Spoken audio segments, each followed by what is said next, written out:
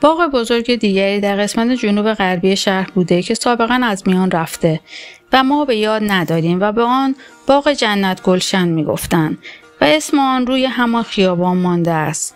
باغ بزرگ دیگری در وسط شهر بوده، یعنی از خیابان سوم اصفهان تا خیابان شاه یا نادری که به آن باغ ایلخانی میگفتند. گذشته از اینها در مغرب تهران 3 قطعه زمین بزرگ بود که در آن سبزیکاری می‌کردند. یکی معروف بود به تخت زمرد، یکی سبزیکاری امین‌الملک و دیگری سبزیکاری فرمانفرما. از باغ‌های سلطنتی به جز آنهایی که اسم بردم، تنها باغ سرخ-حصار ته راه دماوند و باغ نیاوران یا صاحب قرانیه باقی مانده و باغ شهرستانک در نواحی شرقی پایتخت و باغ طغرل ده شاه عبدالعظیم از میان رفتند. پدر: آقای دستان، بفرمایید ببینم از بناهای اوایل دوره قاجارها به جز ارگ دیگر در تهران چه مانده است؟ دستان: پیش از سلطنت فتحعلی‌شاه در تهران بناهای مهمی نکرده بودند. فتحعلی‌شاه در محوطه گلستان ساختمانی کرده بود که به اسم عمارت خورشید معروف بود و در ضلع شرقی خیابان روبروی کاخ دادگستری بود که از جنوب منتهی به تخت مرمر میشد و در مغرب آن یک ردیف اتاق در کنار خیابان بود و زیر آن دالان تنگ و تاریکی بود که به حیاط‌های مجاور راه داشت. در قسمت شمالی آن تالاری بود که بر دیوارهای آن نقاشی‌های جالب کرده بودند. در پشت این ساختمان حیاط‌های اندرونی متعدد بود و در یکی از آنها چنار بسیار کهنی بود که زنان حرم به آن اعتقاد داشتند و نذر و نیاز می‌کردند. به اصطلاح به آن دخیل می‌بستند. ساختمان‌های اندرون از یک طرف به ضلع جنوبی خیابان باب همایون امروز منتهی می‌شد که سردر بلندی داشت و در 2 طرف آن 2 قراولخانه بود. از طرف دیگر به خیابان ناصر خسرو و خیابان بوذرجمهری امروز منتهی می‌شد و از طرف دیگر به خیابان خیام و در هر 3 طرف دیوارهای بلند و برج و باروهایی بود که تا 40 سال پیش باقی مانده بود.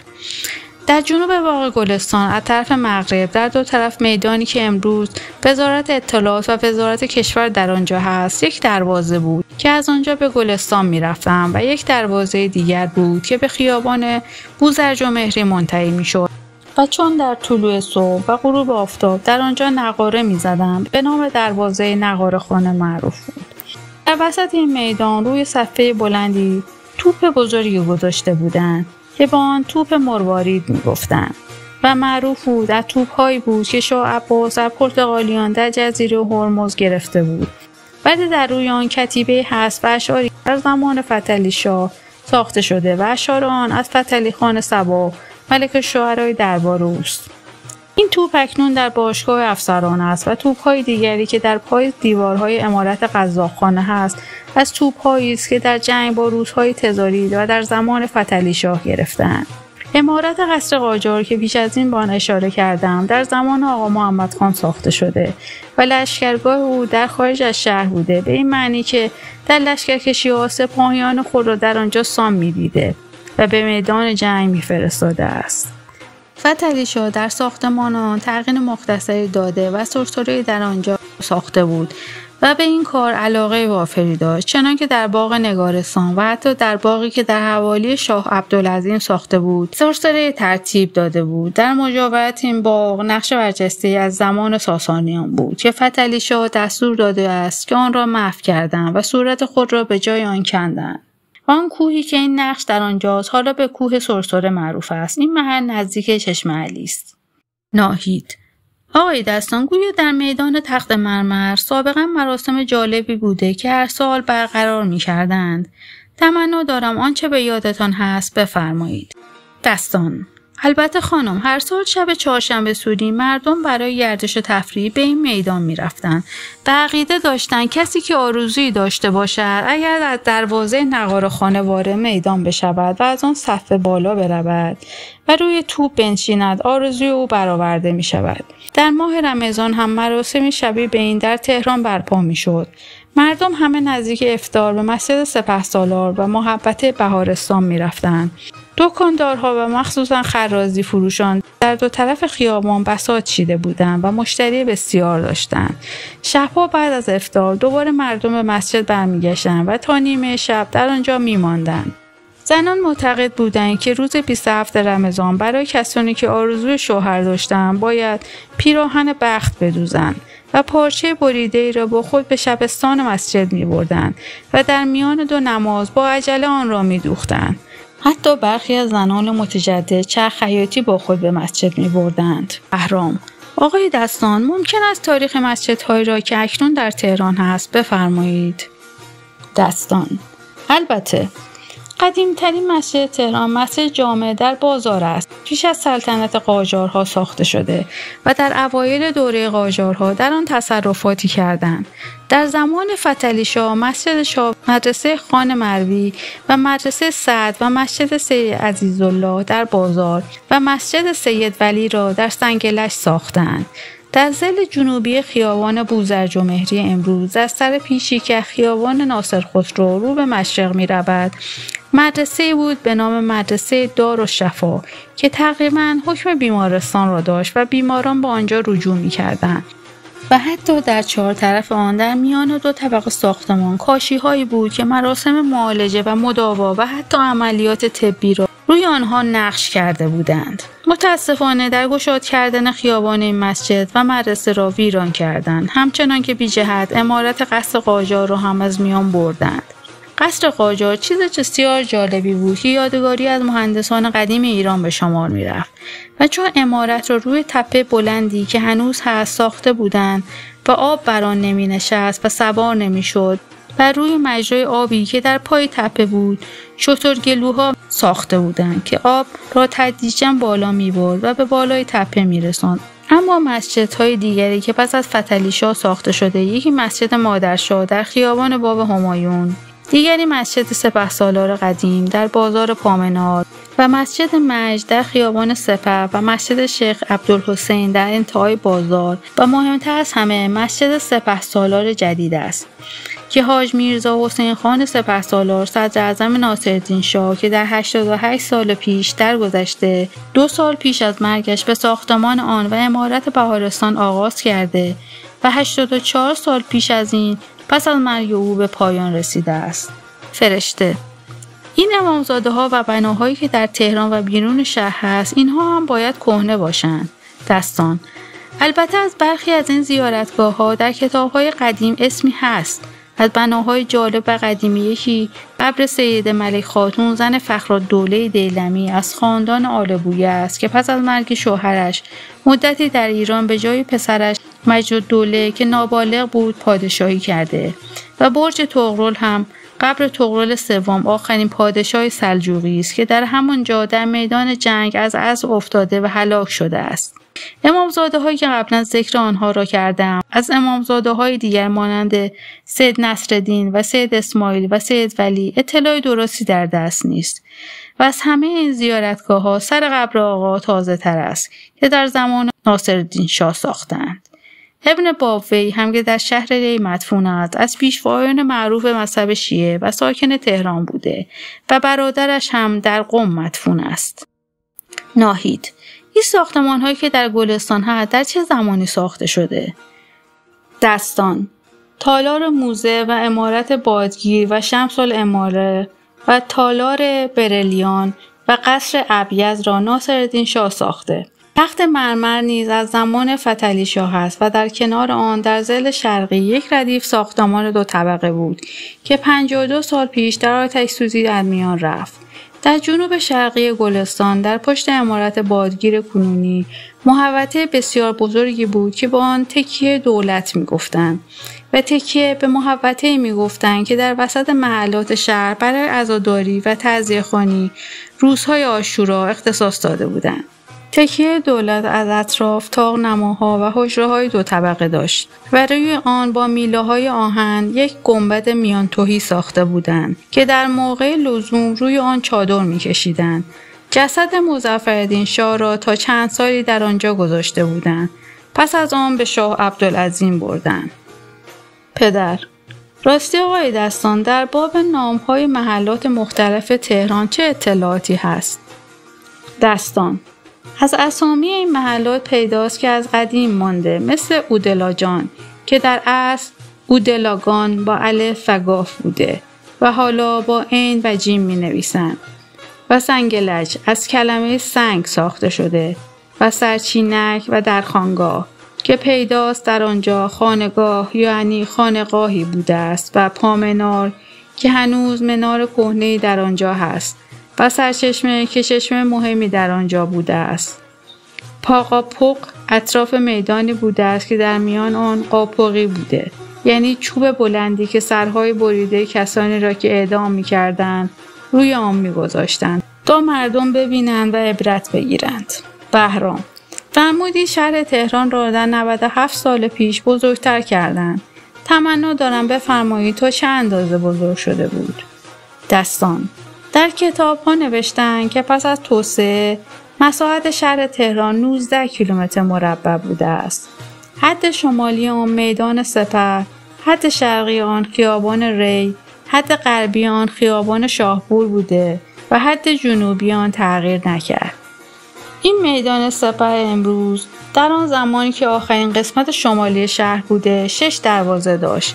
یکی در دهانه خیابان امیرکبیر امروز، یکی در دهانه لاله‌زار، یکی در دهانه خیابان فردوسی، یکی در دهانه خیابان سپه و یکی در دهانه خیابان باب همایون و یکی در دهانه خیابان ناصر خسرو. در ضلع شرقی میدان در همان جایی که حالا بانک بازرگانی ساختمان 2 طبقه بانک شاهنشاهی ایران بود. انحصاری چاپ اسکناس را هم داشت. در شمال آن پستخانه تهران بود. قسمت‌های دیگر میدان عبارت بود از انبارهای بزرگی که هر یک از آنها یک توپ گذاشته بودند و در طبقه بالا اتاق‌های کوچکی برای سربازان بود. به همین جهت به این میدان توپخانه می‌گفتند. در قسمت غربی که بعدها اداره نظمیه یعنی شهربانی را به آنجا بردند، در کف خیابان یک توپ گذاشته بودند و در ماه رمضان در موقع افطار و سحری آن توپ را در می‌کردند که مردم تهران وقت را بشناسند. هر سال در عید قربان در این میدان شتر قربانی می‌کردند، یعنی شتری را زینت می‌کرده و روی آن تاقه شال کشمیری می‌کشیدند و یکی از شاهزادگان قاجار که به او به شوخی شاه شتر قربانی می‌گفتند، به نمایندگی پادشاه قاجار با لباس رسمی سوار به اسب دنبال آن حرکت می‌کرد و کدخدای هر صنف از فروشندگان هم سوار بر قاطرهای زینت کرده دنبال او رهسپار می‌شدند و پیشاپیش این دسته نقارچیان که سواره بودند نقاره می‌زدند و چون به میدان می‌رسیدند شتر را می‌خواباندند و شاه شتر قربانی پیاده می‌شد و نیزه‌ای به گلوی شتر می‌زد و فوراً سر شتر را می‌بریدند و پوست می‌کندند و گوشت و اعضای بدن او را به تناسب به رئیس هر صنفی می‌دادند. مثلا سر آن را به رئیس کله‌پزان و پاهای آن را به رئیس نعلبندان و شکم او را به رئیس سیرابی پزان و غیره. و این یکی از مناظر تماشایی آن روزهای تهران بود. چند سالی هر روز یک دسته از نظامیان در کنار ساختمان شهرداری آهنگ‌های مختلف می‌نواختند و مردم می‌آمدند و تفریح می‌کردند. به همین جهت در خیابان باب همایون قهوه‌خانه‌های متعدد در 2 طرف بود که مخصوصاً در فصل گرما بستنی و پالوده آنها خریدار بسیار داشت. در وسط میدان در اطراف باغچه‌ای که هنوز هست طارمی عجیب ساخته بودند و آن عبارت بود از تفنگ‌های ته‌بر که در انبارهای دولتی مانده بود و دیگر مصرفی نداشت. آنها را به جای چوب‌ها خراطی کرده و بریده در طارمی‌ها جا داده بودند. ناهید: آقای دستان ممکن است بفرمایید وقتی که تهران بزرگ شد چه حالی پیدا کرد؟ دستان: بله خانم. تا مدت‌های مدید قسمتی از زمین‌هایی که داخل محوطه شهر بود آباد نشده بود. مثلا در شمال شهر از 4 راه مخبرالدوله به بالا تنها جابجا خانه‌هایی ساخته بودند. چنانکه در خیابان شاه‌آباد مخصوصا شب‌های زمستان شغال‌ها به خانه‌های مردم حمله می‌بردند و به همین جهت به محله شاه‌آباد شغال‌آباد می‌گفتند. شیشه‌گرخانه، زنبورک‌خانه، جباخانه، قورخانه، باستیون و همه سربازخانه‌ها در داخل شهر بود. تمام این قسمت‌هایی که اکنون بانک سپه و پست مرکزی و شهربانی و وزارت امور خارجه و موزه ایران باستان و ساختمان قدیم شرکت نفت در آنجا واقع شده میدان مشق بود که سپاهیان در آنجا عملیات نظامی را فرا می گرفتند. در ضلع شمالی آن ساختمان‌های قزاقخانه بود. در ضلع شرقی این میدان طویله و کالسکه خانه سلطنتی را ساخته بودند. نخستین مهمانخانه‌های اروپایی که در تهران دایر شد در ضلع شرقی خیابان فردوسی روبروی همین محوطه بود. از جمله هتل دو پاری بود که راننده فرانسوی مظفرالدین شاه آن را اداره می‌کرد. دیگر هتل دو فرانس بود که یک بلژیکی آن را ترتیب داده بود. بالاتر از آن روبروی بانک مرکزی نخستین سینمای تهران که یک عکاس روسی به نام روسی خان دایر کرده بود قرار داشت. بالاتر در زاویه خیابان استانبول در همان محله کنونی سفارت ترکیه سفارت کبرای عثمانی بود و در بزرگ آن در خیابان همیشه بسته بود که فخری بیک سفیر عثمانی ساخته بود و تاریخ ساختمان آن را می‌رساند بدین گونه: سال هجرت 1300 بود که این بنا را به اون سبحانی ضامر سلطان حمیدخان دوم ساخت فخری سفیر عثمانی. پدر: درباره سفارتخانه‌های دیگر چه اطلاعی هست؟ دستان: در 137 سال پیش سفارت روسیه تزاری در خیابان باب همایون در شمال مدرسه مادرشاه بود. نخستین سفارت انگلستان در انتهای بازار عباس‌آباد بود و به همین جهت هنوز آن محله را باغ ایلچی می‌گویند، زیرا که در آغاز دوره قاجارها کلمه ایلچی را برای نمایندگان خارجی به کار می‌بردند.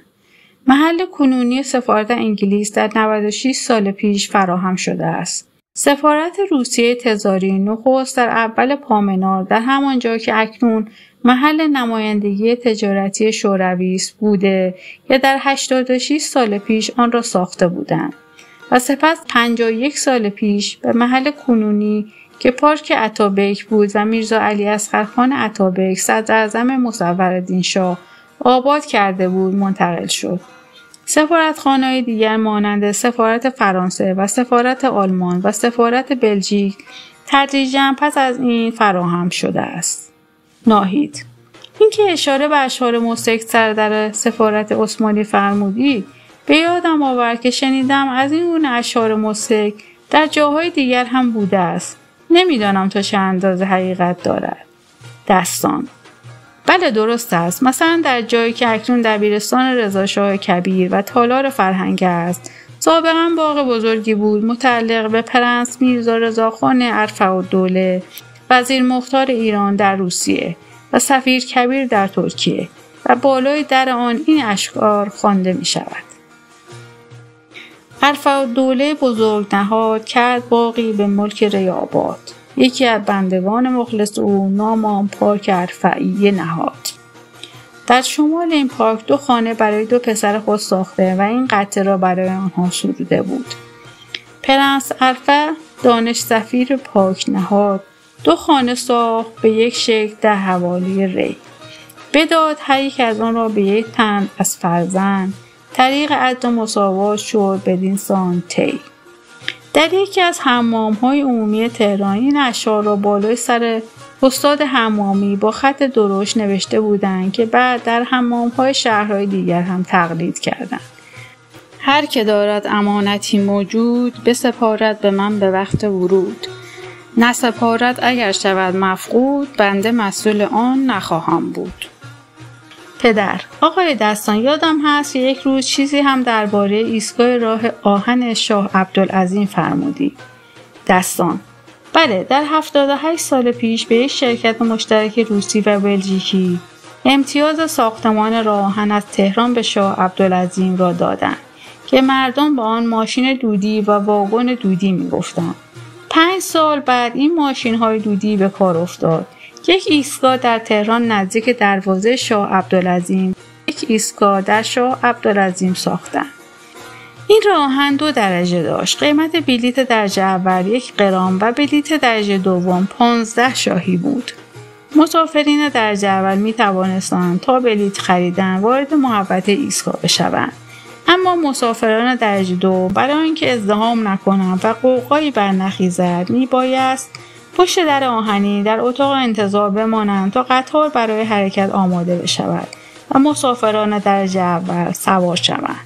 اون وقت در آهنی اتاق انتظار زنانه و سپس در اتاق انتظار مردانه را باز می‌کردند و مردها مخصوصاً هجوم می‌آوردند و از سر کول یکدیگر می‌گذاشتند و سوار می‌شدند.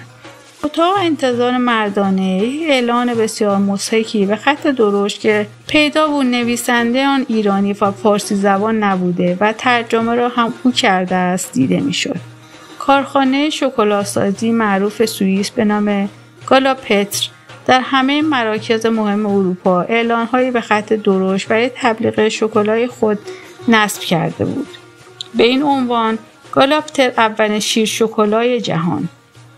این مطلب را در اعلانی که اشاره کردم به خط درشت مانند خط بچه‌ها چنین نوشته بود: گالاپتر شکلات لبنی از همه در جهان مکمل و بهتر. ناهید، حالا که به اینجا رسیدیم ممکن است چیزهای مضحک دیگری که به یادتان هست از تهران و مردم آن بفرمایید. دستان: خانم جان می‌دانید تهران هم مثل همه پایتخت‌های جهان محل اجتماع مردم مختلف و گوناگون از همه نواحی کشور است و هر گروهی ارمغانی به شهر آورده است.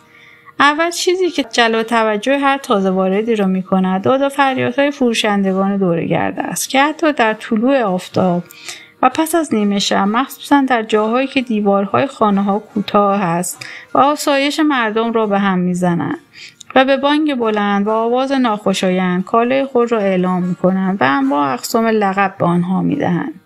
اگر کسی القابی را که به این کالاها می‌دهند جمع بکند خیلی شیرین خواهد شد. مثلا گل سرسبد دارم خیار، صبح چیده دارم خیار، برای توت رطب دارم خرما، رطب آوردم، نقل تر آوردم، صفرابر از شاتور، بی بلا گرمک تنگ طلا گرمک، یکی یک بره کاهو، یکی یک من از کاهو، قند تر آلو، شاه میوه از گلابی، باغت آبیاز سیب گلابی، گل سرخ از هندوانه، پولداران کباب، بی پولان دود کباب، عصای پیر از بلال، رستم دستان از بلال، کره دارم پنیر برای گردو، نقل شمیران، لبو هم صبحانه است هم ظهرانه و هم عصرانه، شکرپاره از زردآلو. داستان شیرینی هم در این زمینه هست و آن این است که سابقاً سقاهای دوره‌گرد بودند که مشک آب بر دوش و یک پیاله به دست داشتند و آب می‌فروختند. مخصوصاً در فصل گرما هر کس تشنه بود یک پول مختصری داده یک پیاله آب می‌نوشید. این سقاها عادت داشتن فریاد می‌کردند سلام الله علی الحسین. روزی مردی که از لرستان آمده بود در یکی از کوچه‌های تهران به یکی از این سقاهای آبفروش برخورد و چون دید مردم همه پول میدن و یک پیاله مینوشن تصور کرد چیز مخصوصی است. وقتی به شهر خود برگشت مردم شهر که به تهران نیامده بودند و تجربه‌ای هم نداشتند جمع شده بودند و از او پرسش می‌کردند و او هم شرح می‌داد که تهران چه جور جایی است و چه چیزهایی دارد و هر کس آنجا می‌رود چه باید بکند. بعد از آن که همه چیز رو گفت نتوانست از این گفته خودداری کند که یادتان باشد آنجا همه چیز بخورید جز سلام الله علی الحسین که مزه آب هم نمی‌دهد. فرشته: آقای دستان باز هم از این چیزهای مضحک تعریف کنید.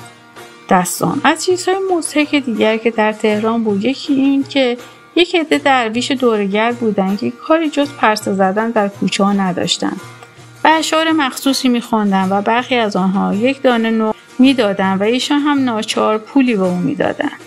برخی یک شاخه نعنا یا سبزی خوشبوی دیگری می‌دادند.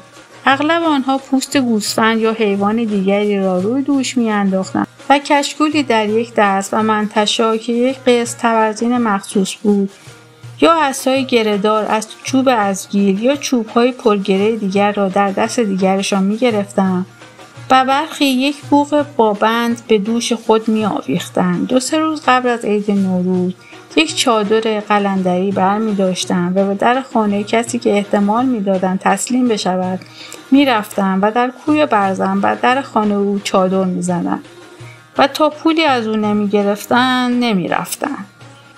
دیگر از عجایب این بود که هم در تهران و هم در شهرهای دیگر کسانی که تقصیری یا جنایتی کرده بودند و ممکن بود کیفر ببینند می رفتند به جایی که احترام می داشت. مثلا در مسجدی یا امامزاده‌ای یا زیارتگاهی یا در خانه پادشاه و حکمران و مجتهد و حتی به سر طویله ایشان پناه می بردند و به اصطلاح بس می نشستند تا مأموران دولت از دنبال کردن ایشان چشم بپوشند.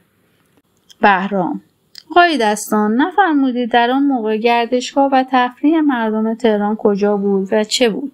دستان: والا در حقیقت گردش و تفریح در میان نبود. تنها تفریح مردم شب چهارشنبه سوری و ایام نوروز و 13 بدر و شب‌های رمضان بود. مخصوصا معمول بود ایام به بهانه اینکه روزه میگیرن و شب باید بیدار باشن و روز بخوابن، هر شب تا صبح قماربازی میکردن. گردشگاه مردم طبقه سوم شب‌های جمعه در زیارتگاه‌ها و قبرستان‌ها بود و در بعضی از آنها از جمله در سر قبر آقا، پهلوان کچل و خیمه شب بازی و حقه بازی و معرکه گیری درویش‌ها را تماشا می‌کردند. در تهران سر چهارراه حسن آباد قبرستان بسیار بزرگی بود که بیشتر مردم به آنجا می‌رفتند و یک قبرستان در شاه عبدالعظیم بود که با آن آب انبار قاسم خان و جوان آباد می‌گفتند. و البته زیارتگاه‌های دیگری اطراف شهر هم تا شاه عبدالعظیم گردشگاه مردم بود. چند قهوه‌خانه معروف بود که عصرها مردم در آنجا گرد می‌آمدند و با هم ملاقات می‌کردند. یکی قهوه‌خانه قنبر در زیر شمس‌العماره و دیگر قهوه‌خانه زرگرآباد بود در اواسط خیابان امیرکبیر امروز که جلوه خاصی داشت، زیرا حیاط بسیار بزرگی داشت و در میان آن حوضی بود که روی آن تخت بسته بودند و روی آن تخت دسته‌های مطرب مردم را سرگرم می‌کردند. در اواخر یک دسته بازیگر بسیار زبردست معروف به دسته نوید در روی آن تخت تئاتر می‌دادند و مردم به آن تیارت می‌گفتند. یکی از گردشگاه‌های مردم چشمه علی در سر راه شاه عبدالعظیم بود که چشمه آب زلال و گوارایی دارد و مواد شیمیایی مخصوص آن قالی را پس از شستن پاکیزه و براق می‌کند.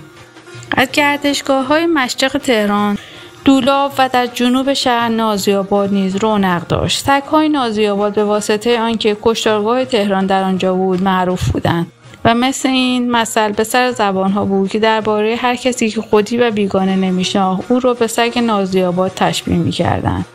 البته در تابستان همیشه گردشگاه کسانی که بیشتر وسیله داشتند شمیران بود، اما چون وسایل نقلیه سریع و سیر وجود نداشت بیشتر مردم به قلهک و زرگنده می رفتند و رفتن به تجریش یا دربند و دزاشوب و دروس و رستم آباد و نیاوران و گردشگاه های دیگر به همه کس نمی رسید.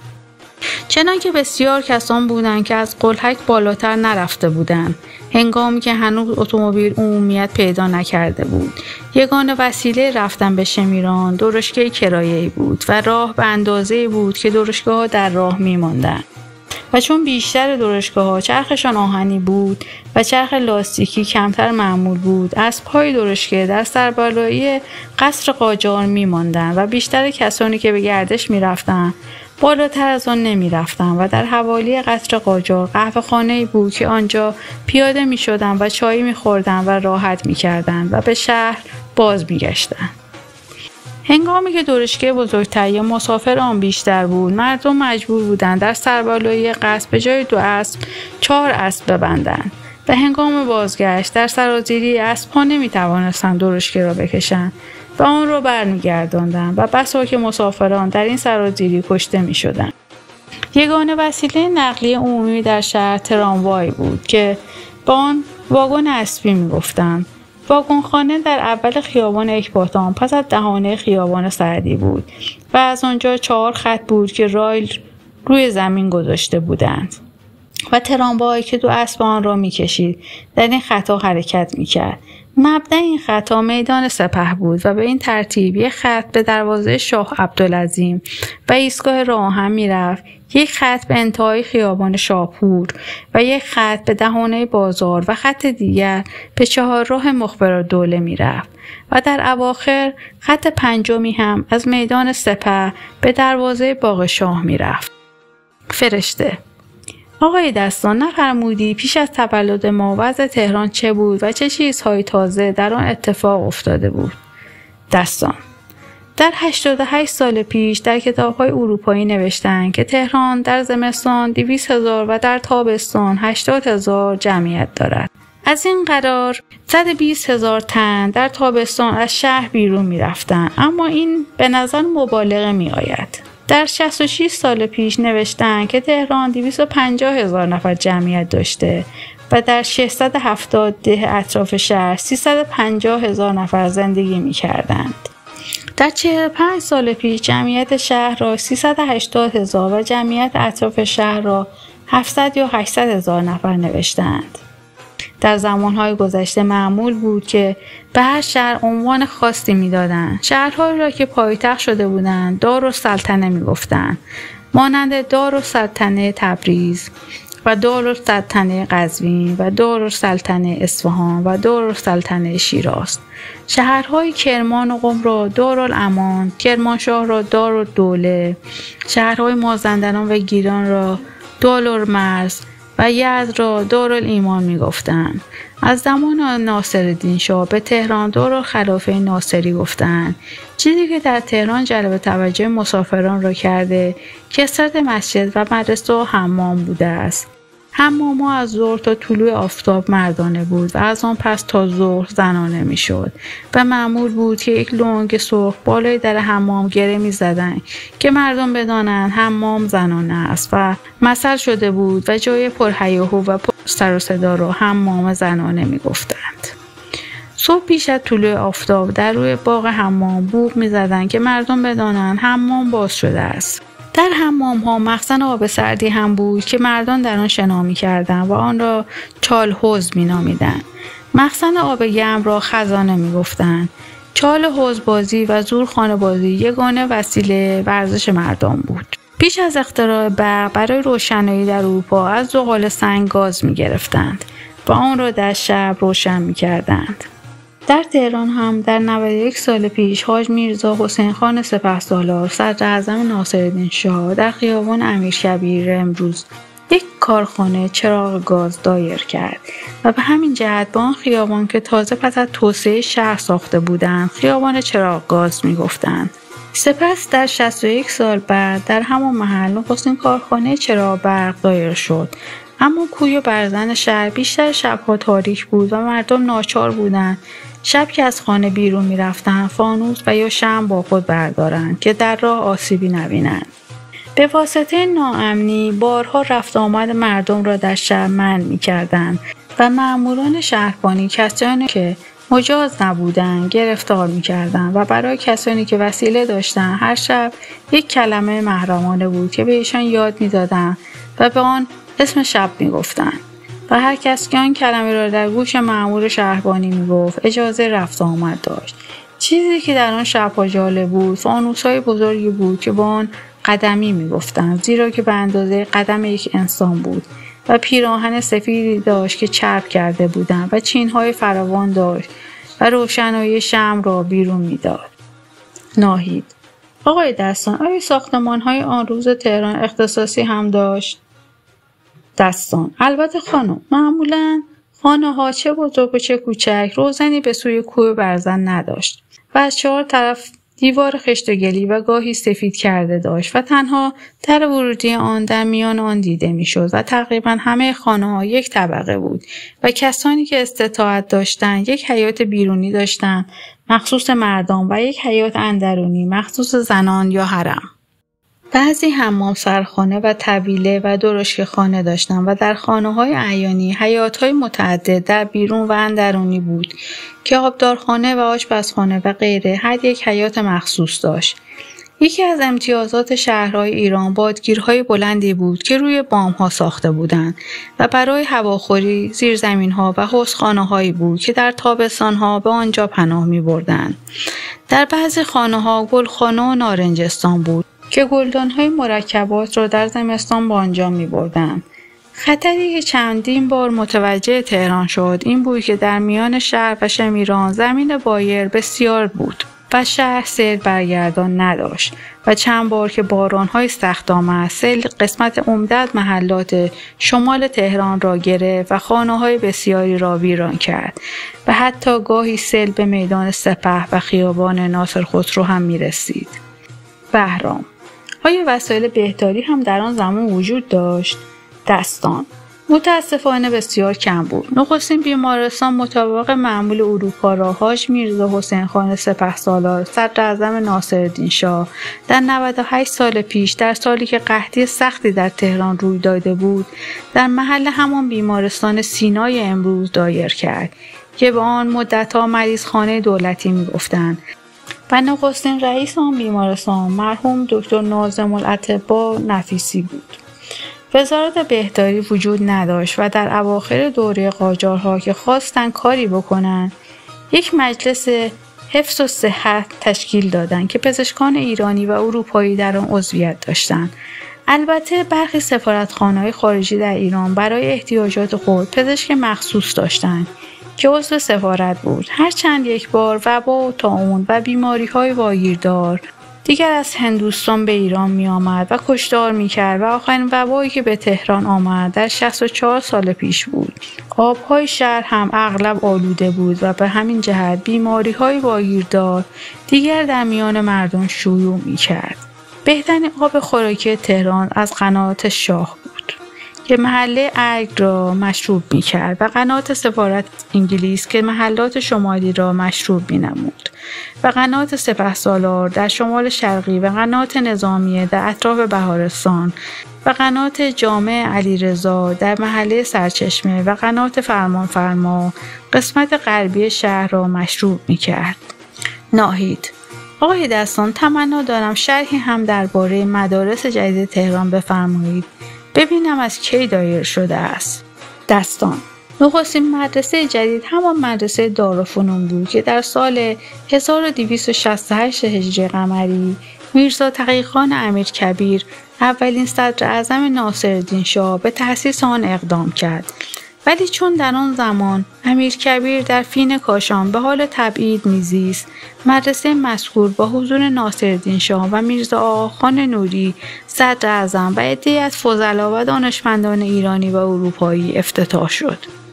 مدت‌ها مدرسه یگانه آموزشگاه به روش جدید در تهران بود تا آنکه فرانسویان و آمریکاییان مدارسی برای نوآموزانی که مسلمان نبودند دایر کردند و سپس در 90 سال پیش انجمنی از دانش دوستان در تهران تشکیل شد و اعضای انجمن هر یک تأسیس یک مدرسه را به عهده گرفتند و بدین گونه مدارس علمیه، شرف، ثروت، ادب، مقدسیه، کمالیه و سادات در محلات مختلف تشکیل شد.